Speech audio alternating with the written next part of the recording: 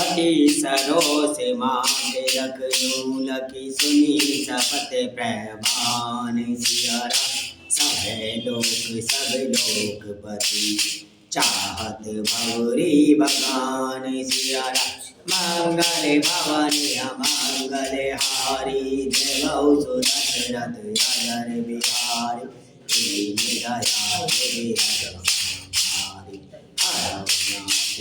संकट भारी जग भय मगन गगन भई भानी लखन बाहु बल विपुल बखानी हाथ प्रताप प्रभाव तुम्हारा को कहीं सकई को जान निहारा अनुचित उचित काजु किछु हो समुझ करिए बल कह सब को सहसा करी पाछे पछताई कहीं ले बुध ते बुध नाई सुने सुरे बचन लखन सको जाने राम सिय सादर सन माने कहीं तात तुम नीति सोहाई सब कटन राज भाई जो बत नप मातहि दे नाहि साधु सभा से सुनौ लखन भले भरत सरीसा पंच में सुनाना दीसा। तो लक्ष्मण जी को जब बहुत ज्यादा क्रोध आ गया और क्रोध से तमतमाया हुआ देखकर और उनके प्रामाणिक सत्य सौगंध सुनकर सब लोग भयभीत हो गए और लोकपाल गड़बड़ाकर भागना चाहते हैं। सारा जगत भय में डूब गया। तब लक्ष्मण जी के अपार बाहुबल की प्रशंसा करती हुई आकाशवाणी हुई, हे तात, तुम्हारे प्रताप और प्रभाव को कौन कह सकता है, कौन जान सकता है, परंतु कोई भी काम हो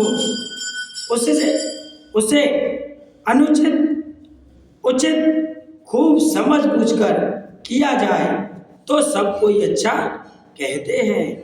वेद और विद्वान कहते हैं कि जो बिना विचारे जल्दी में किसी काम को करके पीछे पछताते हैं वे बुद्धिमान नहीं होते हैं। देववाणी सुनकर लक्ष्मण जी सकुचा हुए। श्री रामचंद्र जी और सीता जी ने उनका आदर के साथ सम्मान किया और कहा, हे तात, तुमने बड़ी सुंदर नीति कही है। हे भाई, राज्य का मद सबसे कठिन मद है।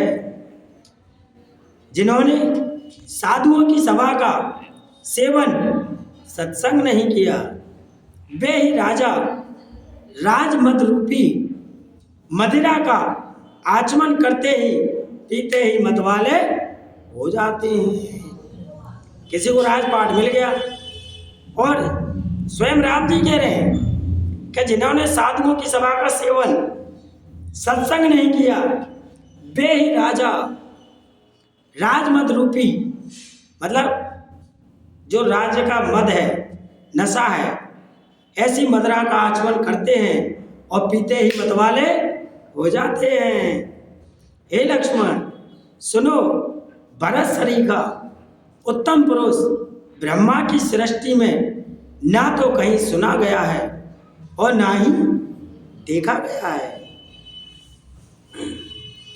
भरत होई नाराज मधु यदि हरे हरे पद पाई सियारा तब काज से करनी चिर सिंधु बिन साई सियारा मेरे उतरुन तरिणी मकु गिरई गगनु मगन मकु में गई मिलई तो पद चले बूढ़ई घट जोनी सहज क्षमा भरु छाड़े छोड़ी मसके फूक मकु मेरो राई होई ननप मधु भर दई भाई लखन तुम्हारे सपथ पे दुआना सुखी सो बंधु नहीं भरत समाना साधुनु खेलु अब गुण जलुदाता मिलई रचई पर पंचु विधाता पर तो हंस रवि वंश तरागा जन्मी की गुण दोष विभागा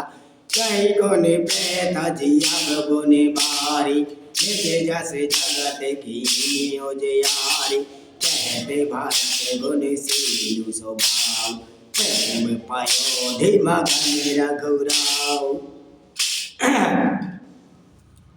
तो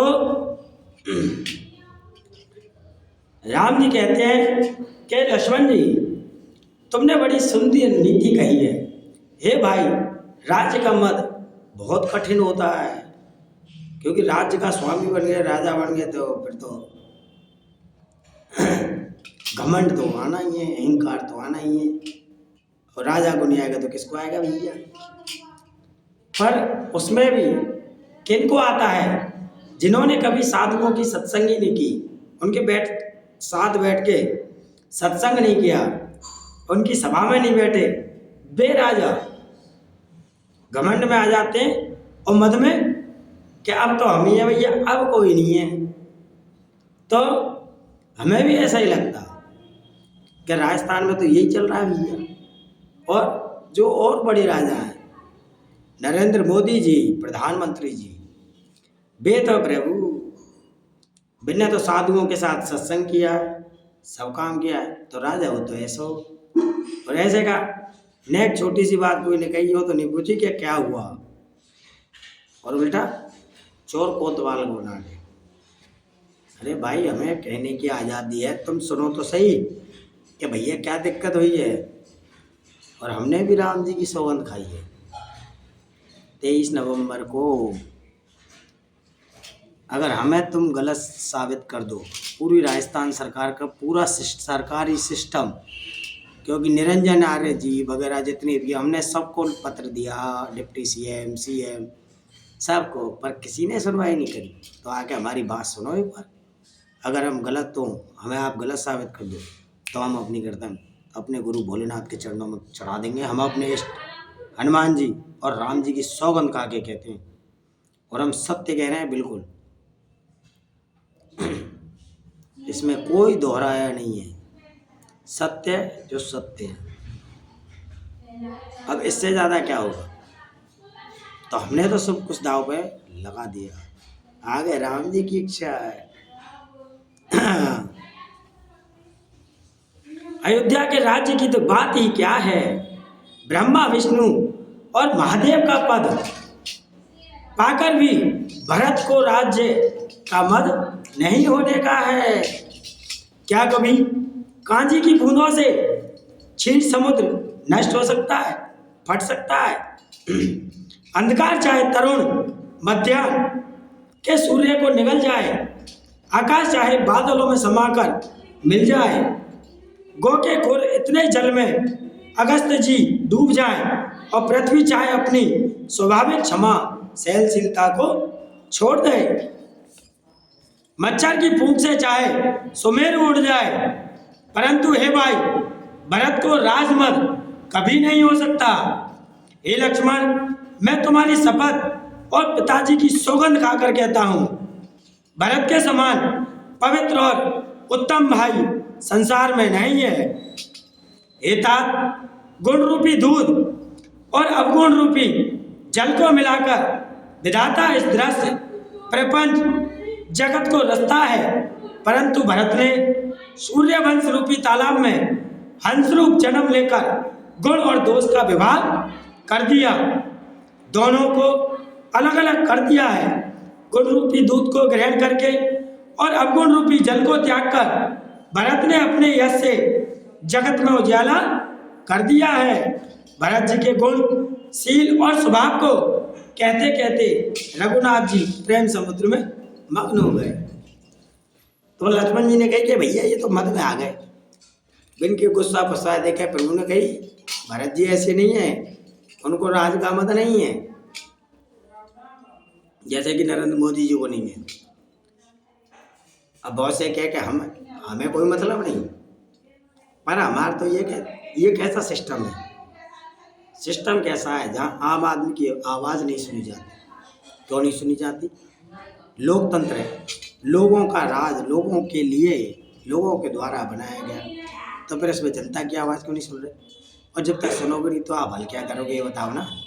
और मैं तो सबको हाथ में दे के आया हूँ, फिर भी नहीं सुन रहे। क्यों नहीं सुन रहे हैं? तो कम से कम बात तो सुननी चाहिए। सुभाष गर्ग जी हमारे मंत्री जी, भरतपुर से एमएलए, पिछली बार हमारे यहाँ से पुराण हुई, हमने कहा साहब हमें समय दो, समय देके, और मैंने कि जब तक आप हमारी समस्या सुनोगे नहीं हल कैसे करोगे? लेकिन हम मिल भी गए तो मिले नहीं, जब बात ही ना सुने तो फिर ऐसों का क्या है? जनता की भलाई के लिए जनता के सेवक हो तो जनता के लिए तो कुछ करो भाई। अगर सही है तो उसको सही करो, गलत है तो गलत। जय श्री राम।